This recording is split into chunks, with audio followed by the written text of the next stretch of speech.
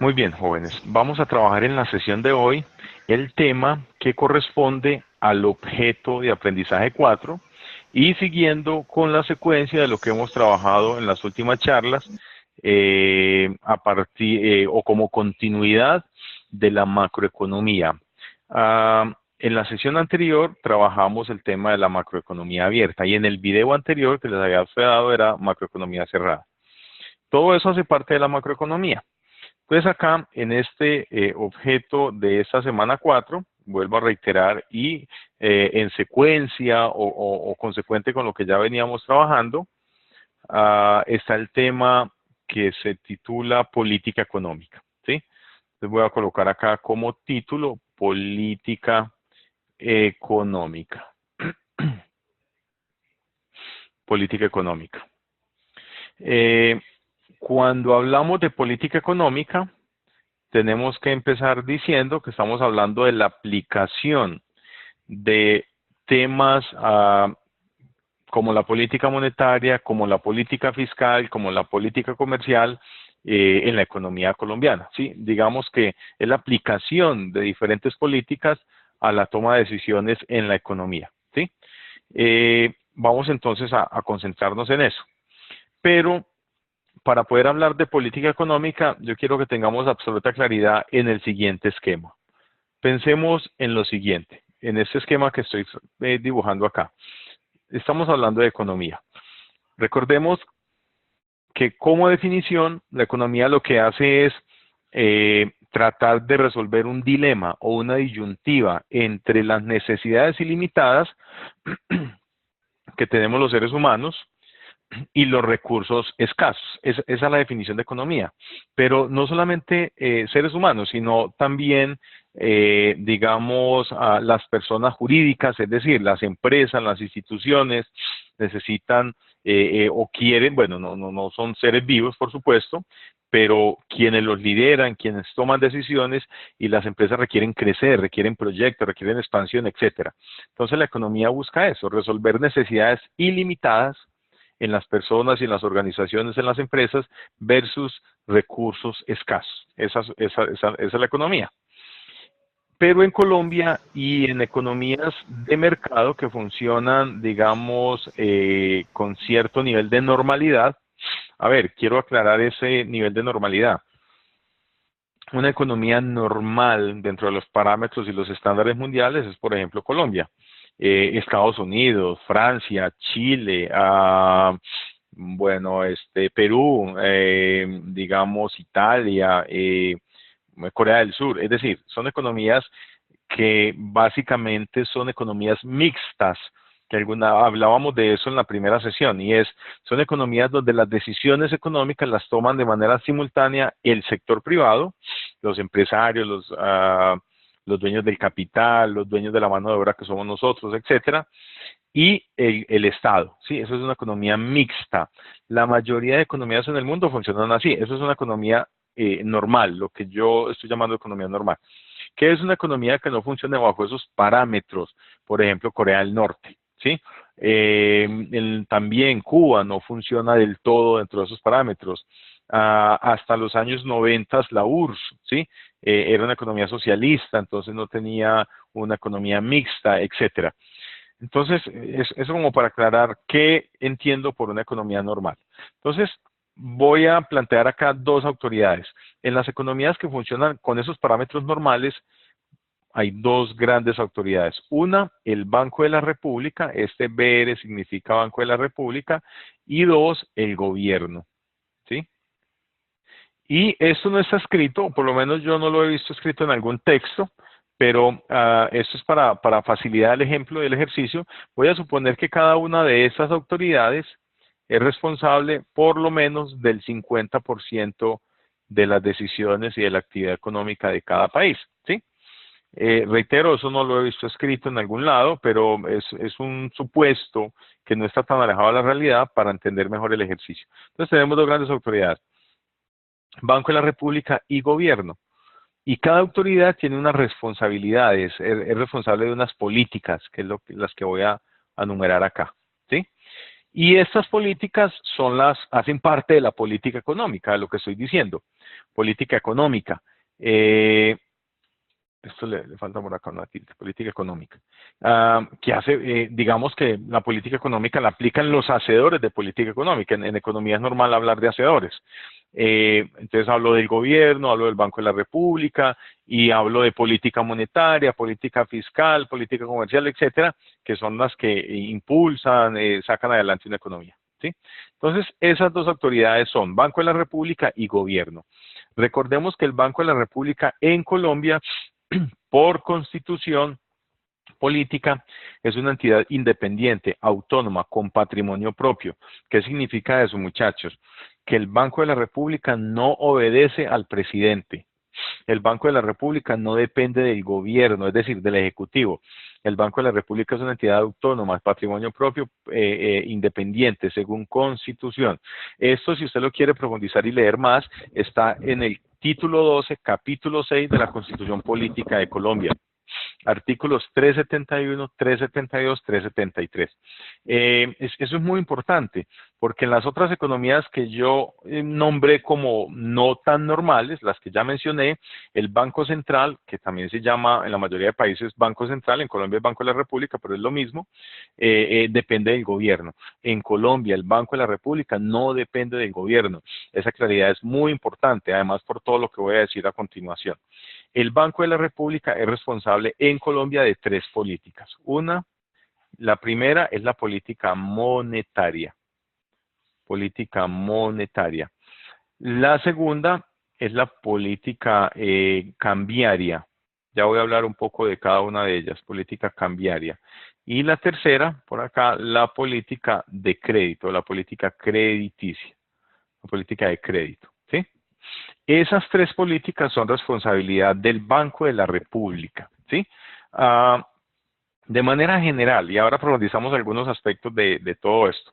La política monetaria es la responsable de todo el dinero que circula en la economía, ¿sí? El cash, todo el dinero que circula en la economía. Y dependiendo del dinero que circula en la economía, depende la tasa de interés. La tasa de interés también está determinada por la inflación. Entonces, observe que acá hay temas muy importantes. La cantidad de dinero que circula en la economía, la tasa de interés y el Banco de la República, por constitución, reitero, lo dice en los capítulos, en el capítulo 6, título 12, los artículos que ya mencioné, es el responsable de controlar la inflación. Entonces, estos tres elementos están articulados y son fundamentales. Dinero que circula en la economía, tasa de interés e inflación. Si usted analiza cualquiera de esas tres variables que le estoy mencionando ahí, que son reales, y esto que estoy mencionando es el quehacer diario de la economía, nos afecta de una u otra manera, a favor o en contra, a todos los agentes económicos. Y recuerden que los agentes económicos somos los consumidores, los empresarios, el gobierno y el sector externo o el resto del mundo. Entonces, si usted es empresario, ¿la tasa de interés lo afecta o no? Por supuesto que sí, lo afecta mucho. Si sube la tasa de interés, porque le suben los gastos financieros. Si suben los gastos financieros, se afecta el estado de resultados, se afecta el flujo de caja, se afecta la generación de utilidades. Si sube la tasa de interés, suben los gastos financieros y se afecta toda la generación de valor de la empresa. Usted como empresario, pero si es como persona natural, pues si sube la tasa de interés también lo afecta. Va a llegar más costosa la tarjeta de crédito, va a ser más costoso el crédito de vehículo, va a ser más costoso el crédito de vivienda, etcétera, etcétera. Entonces, el comportamiento del dinero en la economía, las tasas de interés son una variable fundamental para entender el funcionamiento de un sistema económico y para entender cómo ese manejo del dinero y esa tasa de interés me afectan mis decisiones como empresario. Jóvenes, estudiamos economía para eso, para entender cómo funciona la economía, cómo yo puedo tomar decisiones a partir de las decisiones económicas y cómo me afectan las empresas para maniobrar a partir de esas decisiones. Ese es el papel de un gerente, muchachos. El gerente que no sepa de economía, pues de manera muy respetuosa, yo creo que le falta un componente fundamental, ¿sí? Y al final del día, digamos, después o todo gerente de una pequeña empresa a una gran empresa termina siendo un experto en economía porque le toca, ¿sí? Entonces, la primera política es la política monetaria, con lo que acabo de mencionar. Eso es responsabilidad exclusiva del Banco de la República. ¿Quién crea el dinero en la economía? ¿Quién incide directamente en las tasas de interés y en controlar la inflación? El Banco de la República. La segunda política es la política cambiaria. Acá hay una variable fundamental que la escribo acá y es la TRM. El responsable de la tasa de cambio en Colombia, es decir, de los pesos que pagábamos por un dólar, el responsable de la tasa de cambio en Colombia es el Banco de la República, no es el gobierno, muchachos. Claro que el gobierno tiene incidencia, pero no es el responsable directo del control de la tasa de cambio, es el Banco de la República. Vuelvo y reitero, así dicta la Constitución. Y la tercera política, antes de ir a la tercera política, nos afecta la tasa de cambio, muchachos. De eso voy a hablar un poco más en la siguiente sesión, pero adelanto algo. Nos afecta muchísimo. Voy a dar algunos ejemplos que luego lo profundizamos. Primero, usted es un exportador de flores. Como los grandes exportadores de flores de este país están en el oriente antioqueño y en la sabana de Bogotá. El equilibrio puede ser más o menos, o el equilibrio no, la distribución puede ser más o menos un 75-25, un 80-20. 175-80 Bogotá, la zona de Bogotá, y el otro 20-25 en el oriente de Antioquia.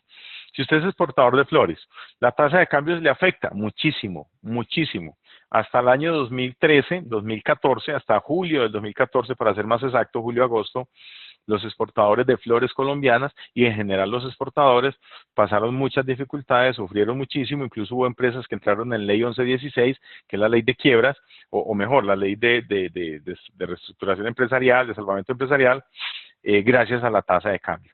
Porque cuando la tasa de cambio se revalúa, voy a hablar un poco del concepto de evaluación y revaluación. Revaluación desde la perspectiva del peso colombiano, somos colombianos, la mayoría de los que estamos en este grupo, significa que yo debo desembolsar menos pesos, que es mi moneda, por un dólar. Eso es revaluación del peso, ¿sí? Es decir, cuando yo en lugar de pagar 3.000 pesos, pago 2.000 pesos por un dólar, se está revaluando el peso o se fortalece el peso. Pero por el contrario, hace 3 años y un mes, más o menos, 2014, a mediados de julio, agosto de 2014, pagábamos 1.800 pesos, 1.900 pesos por un dólar. Hoy pagamos 3.000. Permítanme promediarlo ahí. ¿Qué ha pasado entonces en los últimos 3 años? Que el peso colombiano se ha devaluado. Vuelvo a reiterar. Si yo pago más pesos colombianos por un dólar de Estados Unidos, se está devaluando el peso. Pero si yo pago menos pesos colombianos por un dólar de Estados Unidos, se está revaluando el peso. Entonces, eso impacta de una u otra manera a los exportadores colombianos, a los de flores, a los de bananos, a los de textiles, etcétera. Y en la medida en que se perjudiquen los exportadores, pues se puede perjudicar el empleo, se puede perjudicar la producción del país, etcétera, etcétera. Ahora, si usted es importador de autopartes, de vehículos, de motocicletas, de N productos que importa el país, de tecnología, etcétera, la tasa de cambio devaluada desde la perspectiva del peso, pues hace más costosas las importaciones. En los últimos 3 años el precio de los vehículos nuevos y usados ha subido en un porcentaje importante, ¿sí? Yo no tendría una estadística seria para decir en cuánto ha subido, cuánto se ha incrementado, pero sí se ha incrementado y eso es fácilmente verificable. Y tal vez la razón más importante, una de las más importantes para ese incremento del precio es la tasa de cambio. Entonces la tasa de cambio también nos afecta de una u otra manera. Afecta la deuda externa, afecta si usted va a salir de vacaciones al exterior ahora en el final de año, afecta las remesas, etcétera, etcétera. Y eso es responsabilidad del Banco de la República, no del gobierno. Y la tercera política, la política de crédito. Y eso tiene que ver con los diferentes préstamos que nos realizan las entidades financieras, es decir, los bancos, ¿sí? Eso está regulado también por el Banco de la República. Sin embargo, acá dice préstamos, sin embargo, las tasas de interés comerciales, ¿sí?, la regula la superfinanciera. Ok, quiero aclarar eso. El Banco de la República fija la tasa de intervención. De alguna manera, para que me entiendan el ejercicio del ejemplo, es como la tasa madre, de alguna manera es la tasa más importante de la economía, porque cuando el Banco de la República sube o baja sus tasas, Esa es la tasa que le cobra el Banco de la República a los bancos comerciales por el dinero que les presta, porque los bancos comerciales prestan dinero en Banco de la República y les cobra una tasa de interés. Entonces, si el Banco de la República sube esta tasa, lo normal es que Bancolombia, Banco Bogotá, Banco Occidente, etcétera, Da Vivienda, etcétera, pues suba sus tasas. ¿Sí? Si el Banco de la República baja esa tasa, que se llama tasa de intervención de política monetaria, es normal que los bancos bajen sus tasas. Paula, dime, ¿quieres decir algo? Paula está levantando la mano. A ver qué se nos hizo, Paula. Bueno. Ok, es claro lo que estoy diciendo. Sí, entonces es muy importante también entender que la tasa de comercial sí está incidida por la tasa del Banco de la República, pero la tasa comercial la fija directamente la Superintendencia Financiera. Ok, muy bien, eso por el lado del Banco de la República. Si usted revisa esas tres políticas, son fundamentales en la vida económica de un país, ¿sí? En la vida económica de una persona y en la vida económica de una empresa. ¿Ok? Las otras políticas son las del gobierno, que no son menos importantes. Son cuatro las principales. La primera es la política fiscal. Voy a escribirlas y luego hablamos de cada una de ellas. La segunda es la política social. El orden en que las escriba no significa nada, no es este orden. No hay un orden preestablecido. La tercera es la política sectorial. Y la cuarta es la política de relaciones internacionales, que tiene dos, digamos, enfoques principales. Por un lado está la Cancillería, acá dice Cancillería, y por el otro lado está el Ministerio de Comercio, Industria y Turismo. Entonces hablemos de cada una de esas políticas. Son las cuatro igualmente importantes que las tres del Banco de la República. Cuando hablamos de política fiscal, jóvenes, estamos hablando de las herramientas que tiene el Estado para recaudar ingresos y la manera como asigna esos ingresos, es decir, las herramientas que tiene el Estado para recoger dinero, recaudar ingresos y cómo se lo gasta. Entonces, en la política fiscal hay dos temas fundamentales, que uno son los impuestos, recuerde que esta T es impuestos, y por el otro lado está el gasto público. ¿Sí? Gasto público, que lo podemos asociar al presupuesto general de la nación. Eso es responsabilidad del gobierno, la política fiscal. Entonces, cada que un gobierno tiene dificultades fiscales, como le está pasando al gobierno colombiano en la actualidad, pero que no tampoco es un tema de esa administración. También tengo que ser justo y aclarar ese tema. El gobierno colombiano viene con déficit fiscal hace muchos años. Eso no es un tema del actual gobierno, eso es un tema de los últimos, yo qué sé, 5, 6, 7 gobiernos, ¿sí? Eso no es un tema de hace 3 años, ni hace 5 años, ni hace 10 años, ni hace 15 años. Es un tema de vieja data. Cada que hay problemas fiscales en el país, pues lo que hacen todos los gobiernos es que suben los impuestos. Sí, eso es política fiscal, subir o bajar los impuestos. Lo ideal sería que bajaran los impuestos, pero es lo menos corriente, lo menos común. Por lo general los impuestos los suben. Y también el tema del gasto público. Entonces ahora estamos en Colombia en un proceso de paz que requiere una financiación. Estos señores de las FARC hay que insertarlos poco a poco en la vida civil, hay que hacer proyectos en las regiones donde ya no hay grupos al margen de la ley, proyectos sociales, de generación de empleo, supongo yo que carreteras, etcétera. Hay que incrementar la tasa de escolaridad en Colombia, etcétera, etcétera. Todo eso es responsabilidad del gobierno a través del dinero que recaude en la política fiscal, ¿sí? Pero eso está asociado con la segunda política, y es la política social. La política social de los gobiernos, y en particular del gobierno colombiano, lo que hace es atender con diferentes programas las necesidades de la sociedad. Me explico.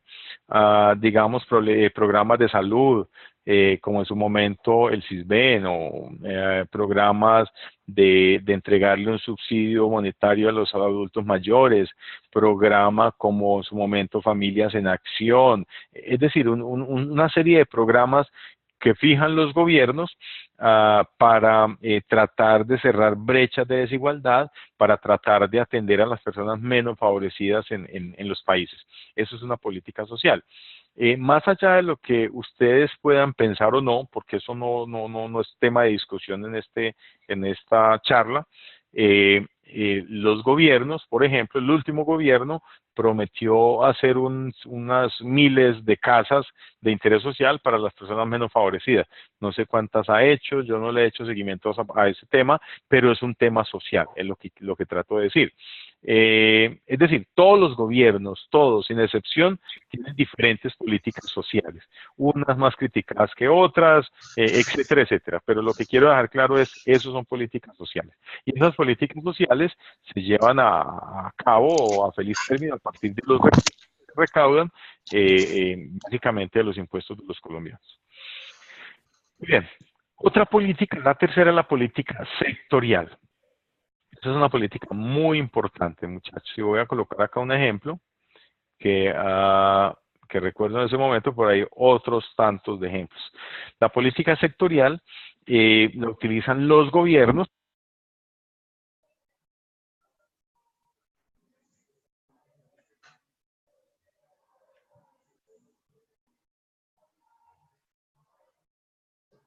Hola.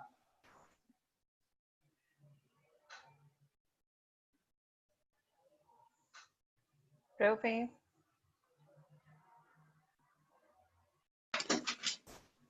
No se escucha, profe.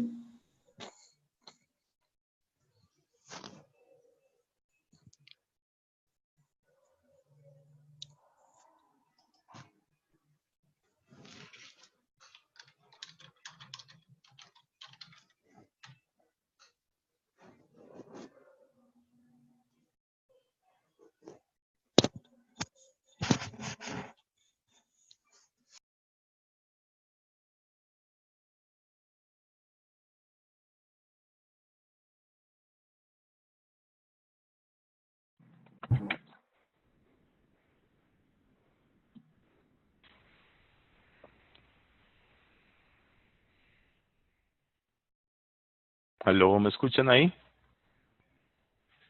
Ahora sí. Ok, listo, Ya te joven. escucho. Listo, gracias. Ok, pues muy bien, sigamos. Les estaba diciendo, me escucharon nuestra política social, ¿verdad? Listo. Estabas comenzando sectorial. Estabas Listo, ok, comenzando. listo. Entonces les estaba diciendo, la política sectorial son políticas que utilizan los gobiernos, todos los gobiernos, para impulsar sectores de la economía que o bien tienen problemas, por ejemplo, porque están deprimidos, porque no están creciendo, porque están pasando por una recesión, o bien porque son estratégicos. Sí, voy a tratar de ser más claro. En épocas anteriores, en años pasados, por ejemplo, el gobierno Uribe lo hizo, apoyó a los productores de bananos, o bien con subsidios o con reintegro de impuestos como el CERT, o con créditos a bajas tasas de interés o créditos blandos a través del Banco Agrario, de Finagro, de entidades oficiales, ¿sí? El gobierno Uribe también en su momento sacó un programa que generó polémica, pero que era con ese propósito y se hicieron muchas cosas con él, y es el programa de agroingreso seguro. Ah, es decir, bueno, el gobierno Santos sacó un programa que se llamó, y se ha renovado en algunos periodos, yo no sé si hoy está vigente, que se llamó PIPE, ¿sí? Que era un programa de apoyo a la industria y al empleo y a la productividad. Es decir, son políticas de los gobiernos para impulsar sectores económicos, ¿sí? Vuelvo y reitero, o porque tienen problemas o porque simplemente son estratégicos, bien por la generación de empleo o por intereses de la economía. En su momento también se apoyó muchísimo el sector minero, ¿sí? Cuando hubo el boom minero en el país. Entonces, todo eso es responsabilidad de la política sectorial. Y todos los gobiernos lo hacen, ¿sí? Sin excepción. Unos se enfocan en unos sectores u otros, pero todos lo hacen. Y la cuarta política es la PRI, Política de Relaciones Internacionales. Uh, en primer lugar está la Cancillería, muchachos. La Cancillería es como el responsable de la amistad entre los pueblos. Y luego está el Ministerio de Comercio, Industria y Turismo, MCIT. A ver, ¿por qué los menciono de manera simultánea? Cada que Colombia va a firmar un TLC, un Tratado de Libre Comercio, que de eso hablamos en la última sesión en política comercial, TLC, tratado, esto es una L, Tratado de Libre Comercio. Los TLC, digamos que el principal responsable de los TLC es el Ministerio de Comercio, Industria y Turismo. Pero para firmar un TLC, primero hay que ser amigo de ese país. Primero va a la Cancillería, hace amistad, tenemos relaciones políticas, etcétera, y luego sí se impulsa la política comercial. Así funciona, muchachos. Esa es la vida. Por lo general, lo normal, lo habitual es que usted haga negocios con amigos o con personas que conoce y tiene cierto nivel de confianza. Difícilmente podrá pasar, pero difícilmente usted hace negocios con un enemigo, ¿sí? Llevando eso pues al extremo de las enemistades. Entonces, ese es el papel de la Cancillería y del Ministerio de Comercio. Eso es política de relaciones internacionales. Recuerde que en temas de relaciones internacionales, relaciones políticas y sociales, es exclusividad del gobierno, ¿sí? De nadie más. Entonces, esas dos autoridades, con esas 7 políticas que estamos mencionando ahí, son claves en la economía colombiana y son claves en cualquier economía, por todo lo que eso implica. Y esas políticas hacen parte de lo que nosotros podemos llamar política económica. Siendo estrictamente precisos, política económica hace relación principalmente a la aplicación de la política monetaria y la política fiscal y algo de la política comercial. Pero esas otras que he mencionado, social, sectorial, etcétera, son parte fundamental de todas las políticas que se aplican en la economía. Ahora, ¿qué problemas atiende la política económica? Voy a mencionar algunos. ¿Qué problemas soluciona la política económica? Por ejemplo, la política económica. Sí, ahí está. Muy bien. Coloquemos eso ahí como subtítulo. Y voy a hablar de uno que me parece fundamental. Política económica, ok. De una que me parece fundamental y la voy a enumerar y es la inflación. La inflación. A ver, muchachos, voy a hablar un poco de... Este es tal vez el principal problema, ¿sí? Bueno, uno de los más importantes. Voy a irlos desarrollando poco a poco. Si no alcanzo a terminar hoy, en la siguiente sesión. Primero, es importante entender qué es la inflación, ¿sí? Conceptualmente. Cuando hablamos de inflación, estamos diciendo que es un aumento generalizado, duradero y persistente del nivel de precios de una economía. Vuelvo a repetir esa definición. Es un aumento generalizado, duradero y persistente del nivel de precios de una economía. Eso es inflación. En Colombia, la inflación la mide el DANE, ¿sí? Y se toma para medir la inflación 9 grupos y 423 subgrupos de bienes y servicios. Ojo lo que estoy diciendo. 9 grupos y 423 subbienes y servicios. Voy a ser más claro. Un grupo son los alimentos. Sí, los alimentos. Otro grupo es la salud. Otro grupo es la educación. Otro grupo es el vestuario. Otro grupo es la cultura, etcétera, etcétera. Hay 9 grupos dentro de los cuales se incluyen 423 bienes y servicios. Esa es la cesta de bienes y servicios básica de un colombiano. Entonces, dentro del grupo de alimentos, que es muy general, pues está, permítanme ser tan gráfico, está el arroz, está la carne de cerdo, estará, bueno, no sé, las papas, etcétera, ¿sí? Son cientos de alimentos. Entonces, además dentro del grupo digamos, de la educación está la educación básica, la educación superior, etcétera. Entonces, ese trabajo lo hace el DANE, la medición de la inflación la hace el DANE y la publica de 3, digamos, o en 3 periodos. No, la palabra no es periodos. Tiene 3, ¿cómo lo digo? Lo publica cada mes, ¿sí? El 5 de cada mes se publica la inflación. Para que usted le haga seguimiento, el 5 de cada mes el DANE publica la inflación y la publica mensualmente, es decir, publica el dato mensual, publica el dato anual y publica el dato del año corrido. Voy a ser más claro. El mensual, pues hombre, el 5 de septiembre salió el dato de la inflación en agosto, cuánto crecieron los precios o cuánto bajaron los precios de los colombianos en el mes de agosto. Esa es la inflación mensual. Pero ese mismo día, 5 de septiembre, salió el dato de cuánto va la inflación entre agosto del 2016 y agosto del 2017. Sí, esa es la inflación anual. Y ese mismo día también salió el dato de la inflación año corrido, es decir, de enero del 2017 a el 30 de agosto del 2017. Esas son las tres formas en las cuales el DANE publica la inflación. Ahora, muchachos, la medición la hace el DANE. Voy a aclarar acá, ya lo había mencionado. La medición la hace el DANE, es la parte operativa, pero la parte estratégica, y ya lo había mencionado ahora, estratégica, la hace el Banco de la República. El Banco de la República es el responsable de controlar la inflación, ya eso lo había mencionado. Y como tal, en Colombia hay una meta de inflación, ¿sí? De mediano y largo plazo. Esta meta de inflación en Colombia va entre el 2 y el 4%.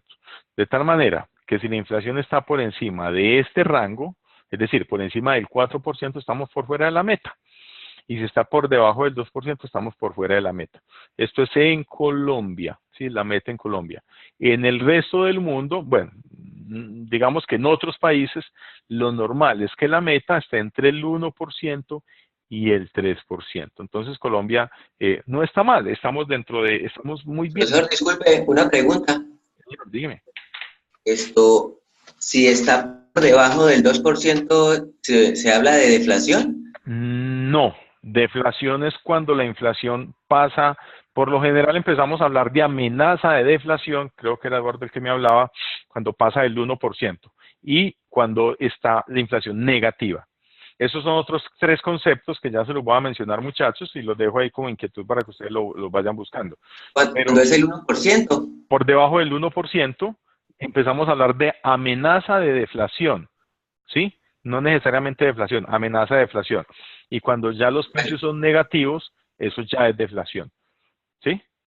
Pero para que se configure deflación deben presentarse por lo menos entre 2 y 3 meses consecutivos en los cuales los precios son negativos. ¿De acuerdo? Muy bien. Sí, gracias. Con todo gusto. Entonces, Colombia está dentro de la meta internacional, ¿sí? Si usted busca o revisa la meta de inflación de Colombia, le dice que es del 3% más menos 1. 3% más menos 1. En otras palabras, entre el 2 y el 4. La meta internacional es 2% más menos 1, es decir, entre el 1 y el 3. Entonces, esa parte estratégica la controla el Banco de la República, ¿sí? Ya voy a mostrar cómo lo hace. Pero acá, asociado a este concepto de inflación, quiero mencionar otros conceptos. Solamente los voy a mencionar y voy a dar algún par de ejemplos. Otros conceptos, y paso acá a la otra página. Otros conceptos asociados a la inflación. Y uno sería deflación, que ya lo mencionaste, ya lo mencionó, creo que era Eduardo.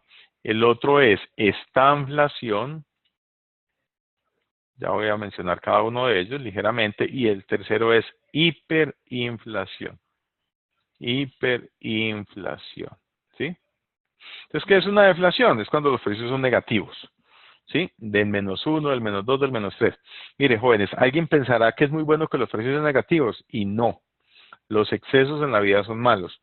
Y en la economía también. Lo normal es que los precios estén dentro del 1, 2, 3%. Pero los precios negativos son malos. Es tan mala una deflación como es tan mala una inflación. ¿Por qué es mala una deflación? Voy a dar algunos tips. Primero, porque si los precios en lugar de subir bajan, habrá un momento donde los salarios no crecen.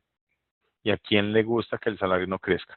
Segundo, habrá casos extremos, aunque en Colombia hasta la fecha eso por ley no está permitido, porque nosotros históricamente pues no hemos tenido, digamos, en los últimos 40 años una deflación importante, pero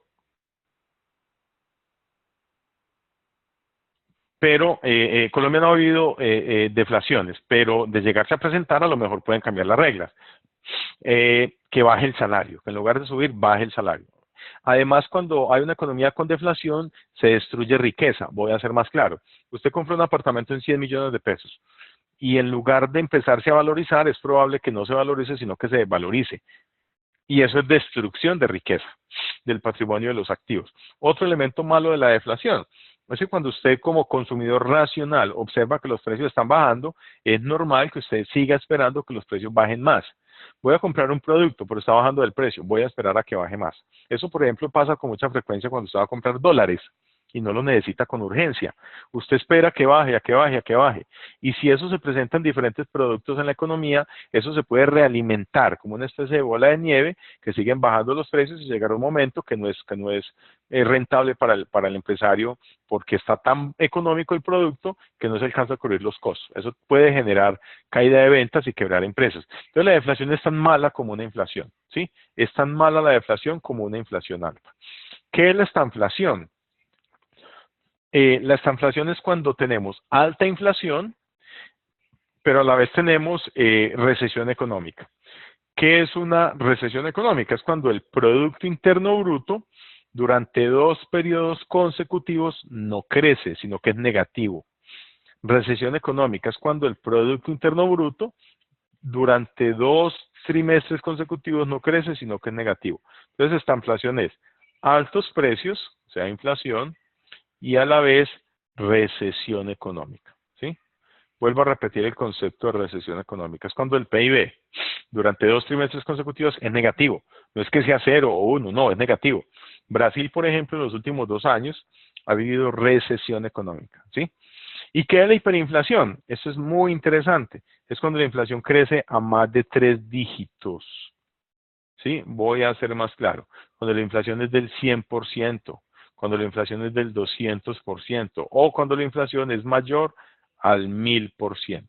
Usted se preguntará, ¿esto sí pasa en alguna economía, en alguna sociedad? La respuesta la tenemos más cercano de lo que usted cree, ¿sí? Hay economías de la región, como por ejemplo Venezuela, que están viviendo hiperinflaciones en los últimos 2, 3 años. Según el Fondo Monetario Internacional, Venezuela podría tener para este año una inflación superior al 600-700% y para el próximo año una inflación superior al 1500-1400%, ¿sí? Eso es muy grave. Entonces, les estaba diciendo acá atrás, ¿qué problema soluciona la política económica? La inflación. Voy a mencionar 2 cosas más. Costos de la inflación. Costos de una inflación alta. Costos de una inflación alta. Pregunto, ¿qué es una inflación alta para los colombianos? A ver si están por ahí y me responden. Entre el 3%.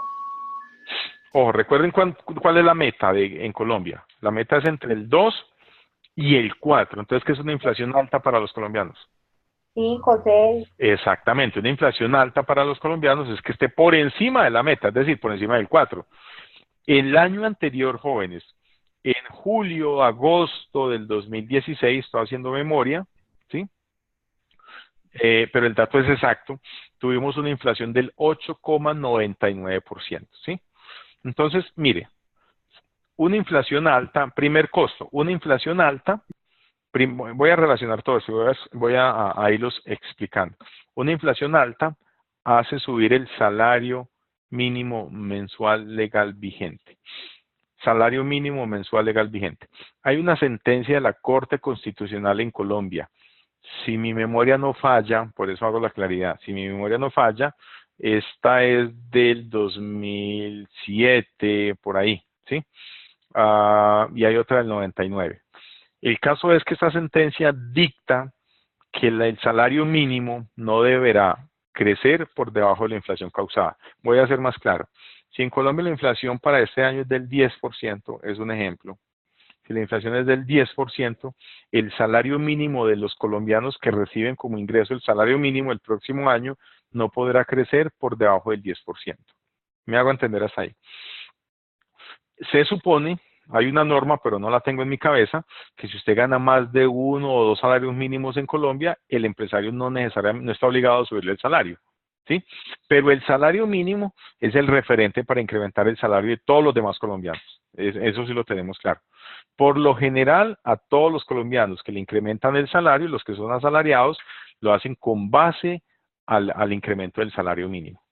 ¿Sí? Entonces, si tenemos una inflación del 20%, ¿cuánto va a subir el salario mínimo? El 20%. Y usted pensará que eso es muy bueno, pero está equivocado, es un error. Voy a dar un ejemplo de lo que ha pasado con Venezuela. En Venezuela, que tiene una inflación tan alta, superior a los 400, 500%, el presidente venezolano en el último año ha incrementado el salario 2, 3 veces. Alguien pensará que eso es muy bueno, pero no, lo está incrementando por la pérdida de poder adquisitivo.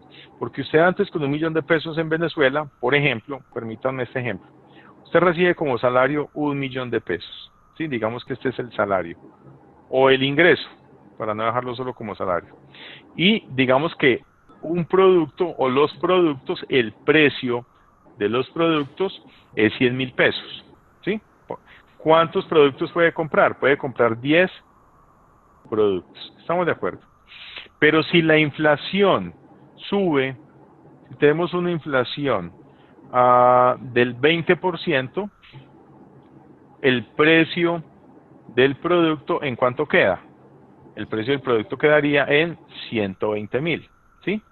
Y entonces voy a decir acá que el salario es, bueno, voy a dejarlo constante, es de 1 millón de pesos, este es el salario, ¿sí?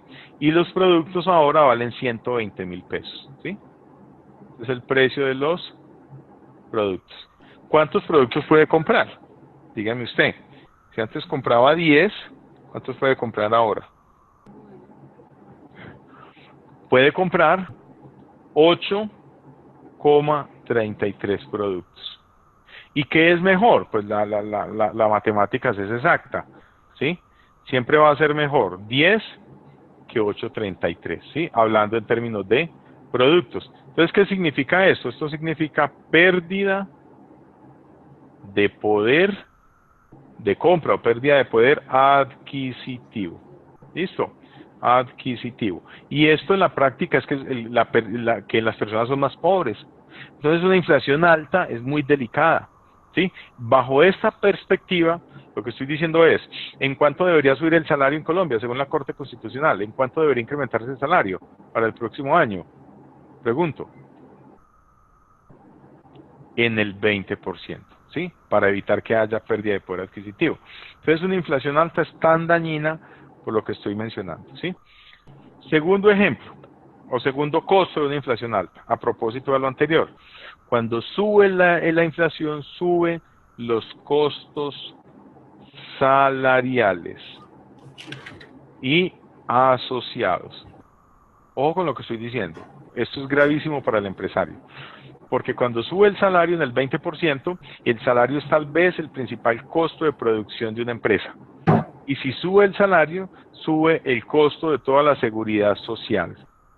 Es decir, sube el costo del aporte a salud, del aporte a pensión, ¿sí? A la ARL, administradora de riesgos laborales, administradora de riesgos profesionales, pago de vacaciones, cesantías, etcétera, etcétera.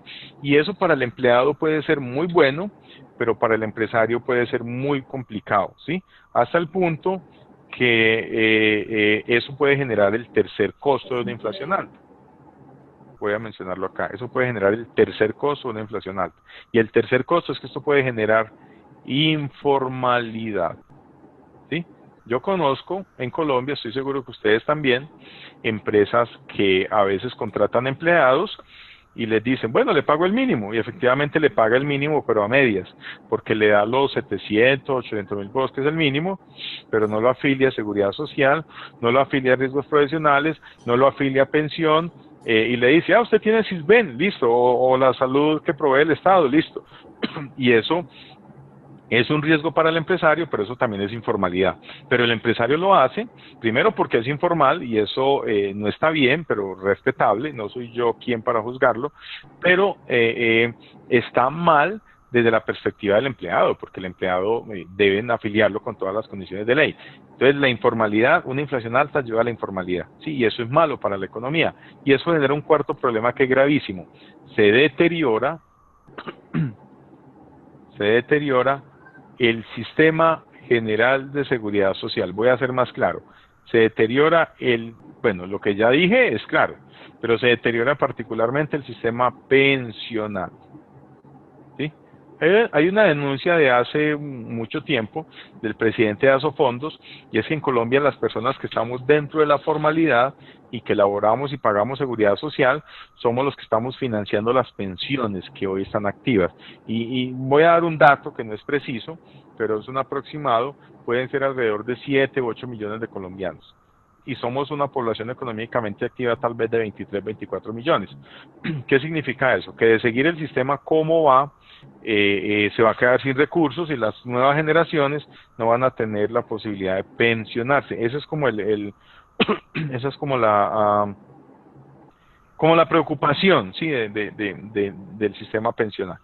Y podría seguir mencionando costos de una inflación alta. Vamos a mencionar uno más. Cuando sube la inflación, sube la tasa de interés del Banco de la República, ¿sí? Y si sube la tasa de interés del Banco de la República, sube la tasa de interés de los bancos comerciales. Es decir, Bancolombia, Banco Bogotá, etcétera.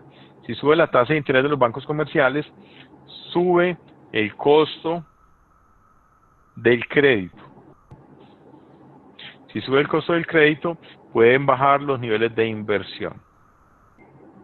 Pero si bajan los niveles de inversión, en algún momento se puede afectar la generación de empleo. O sea, puede bajar el empleo, ¿sí?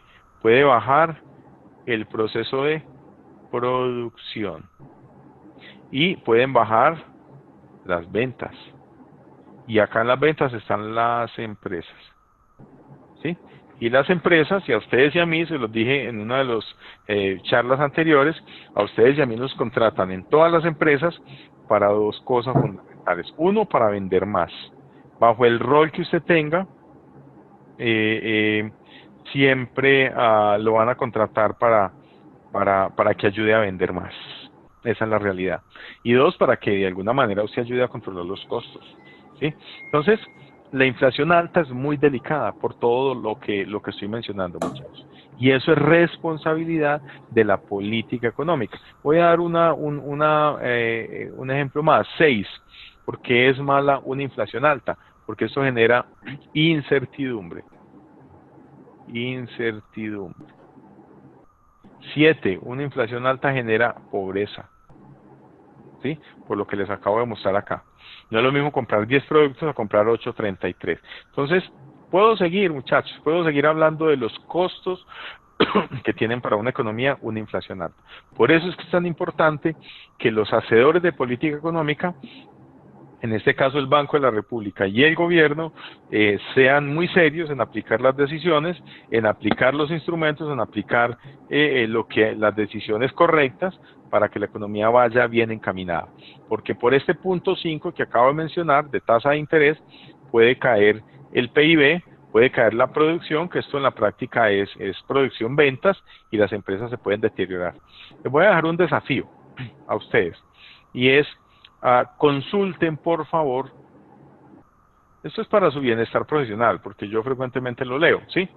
Es como motivación, hombre. Yo creo que cuando uno entiende esto, se motiva mucho más y qué bueno, para que entiendan mucho mejor cómo funciona la economía, las empresas, tema de conversación con los amigos, ahora que viene amor y amistad, etcétera, etcétera.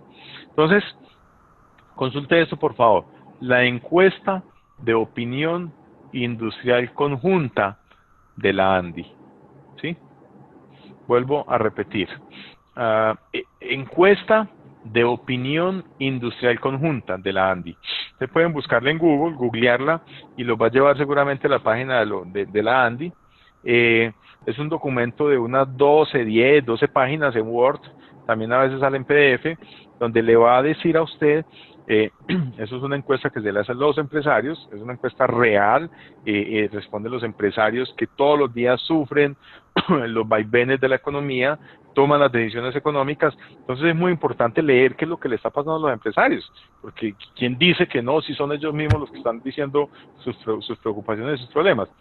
Y ahí se van a encontrar, estoy seguro, que una de las inquietudes que les van a encontrar ahí, lo que dicen los empresarios, es la baja demanda. Y cuando hablo de baja demanda, traducción, baja demanda es menos ventas. A los empresarios les preocupa mucho las ventas, y ahí lo llaman menor demanda o mayor demanda, ¿sí? Si es mayor demanda, pues no sería una preocupación, no debería estar ahí, pero estoy casi seguro que va a salir baja demanda. También les preocupa la tasa de cambio, les preocupan los impuestos, les preocuparán la incertidumbre, el déficit fiscal, les preocuparán, no sé, la inseguridad, etcétera, etcétera, ¿sí? Entonces, eso es como para comprobar la importancia de la política económica y la incidencia que tiene en las empresas y en los empresarios, ¿sí? Para eso es que finalmente nosotros estudiamos.